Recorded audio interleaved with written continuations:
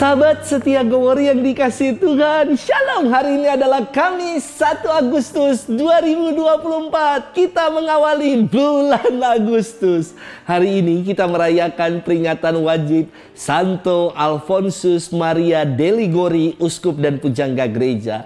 Alfonsus lahir di dekat Napoli, Italia pada 27 September tahun 1696. Ia lahir dari keluarga berketurunan bangsawan yang saleh. Maka tidak heran di umur 2 hari Alfonsus sudah dibaptis. Alfonsus merupakan anak yang jenius. Maka di usianya ke-16 tahun ia telah meraih gelar doktor di bidang hukum dari Universitas Napoli. Ia menjadi seorang advokat yang handal dan selalu menang dalam setiap perkara.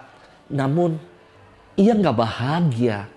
Pada usianya yang ke-27, ia mendengar suara Tuhan yang berbisik, "Alfonsus, tinggalkanlah dunia dan serahkanlah dirimu kepadaku."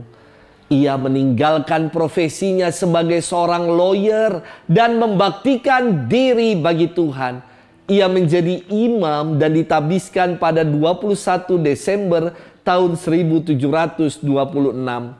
Karena kecerdasan dan kesalehan hidupnya, ia mendirikan tarekat Sanctissimi Redemptoris yang berarti penebus suci.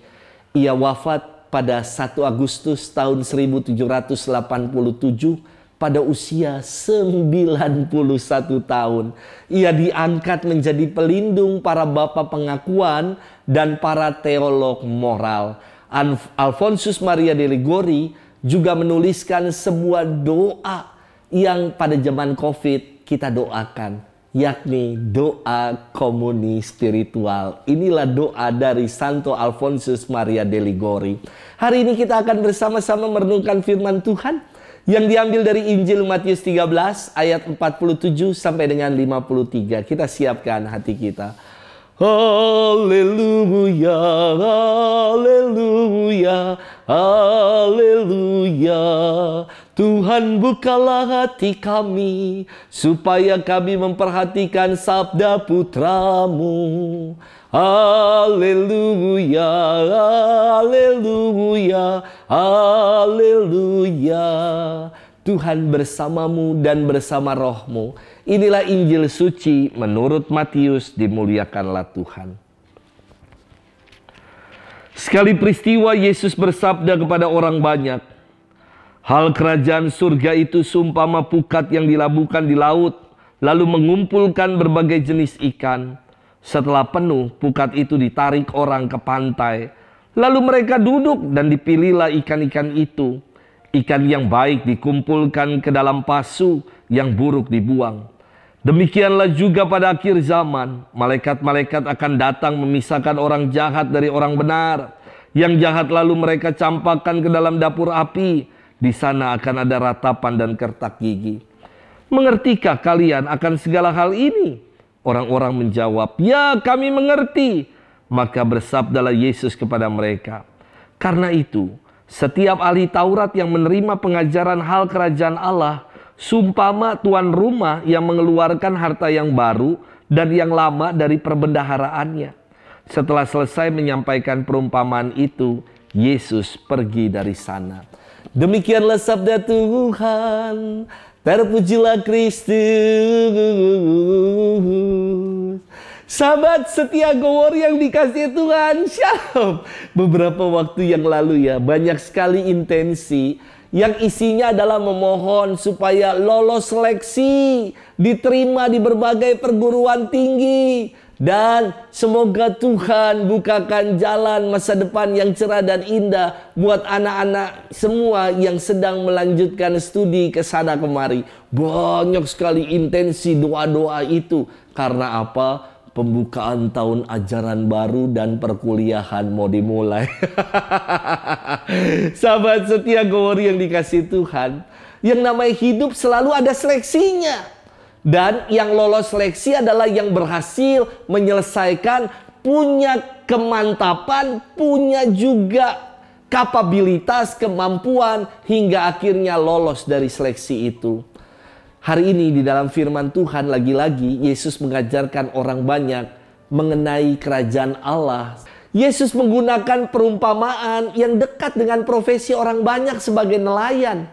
Yakni bahwa kerajaan Allah diumpamakan seperti pukat yang dilabuhkan untuk mengumpulkan berbagai jenis ikan. Namun pada akhirnya yang baik yang dimasukkan ke dalam pasu dan yang tidak baik dibuang. Perumpamaan ini ingin menegaskan bahwa pada saat akhir nanti akan ada seleksi antara yang baik dan yang tidak baik. Seperti seleksi masuk perguruan tinggi, seleksi masuk kerja, semua ada seleksinya. Ikan-ikan yang baik dimasukkan ke dalam pasu, sementara yang tidak baik termasuk sampah-sampah dikumpulkan dan dibuang. Seleksi ini secara jelas dikatakan Yesus bahwa para malaikat akan datang untuk memisahkan orang jahat dari orang benar. Yang jahat dicampakkan ke dalam dapur api dan yang baik dan yang benar akan dihimpunkan di dalam kerajaan surga. Tentu buat saya maksud firman Tuhan ini bukan buat nakut-nakuti, namun untuk menggugah hati kita. Jangan sampai kita ketika dihadapkan dengan seleksi, kita belum siap, kita belum mengantisipasinya. Orang yang mau ikut seleksi pasti belajar dulu, mempersiapkan segalanya agar lolos. Demikian juga dalam seleksi kehidupan. Kita sedang belajar ini ketika hidup di dunia. Maka inilah waktu persiapan buat kita yang harus kita gunakan supaya kita lolos seleksi kelak. Sahabat setia Gowori yang dikasihi Tuhan, dalam kenyataan hidup sehari-hari selalu ada yang namanya proses seleksi. Masuk seminari ada seleksinya, masuk sekolah, universitas, perguruan tinggi juga ada seleksinya, melamar kerja ada seleksinya, dan setiap seleksi senantiasa yang dipilih adalah yang baik, yang kompeten, yang bertanggung jawab, yang setia, yang produktif, dan lain-lain. Pokoknya yang baik-baik semua itu yang dipilih. Mari kita bertanya dalam diri kita, apakah kita sudah siap menghadapi seleksi untuk kehidupan kelak itu. Selamat bermenung. Tuhan memberkati kita selalu. Bapa dan Putra dan Roh Kudus. Amin.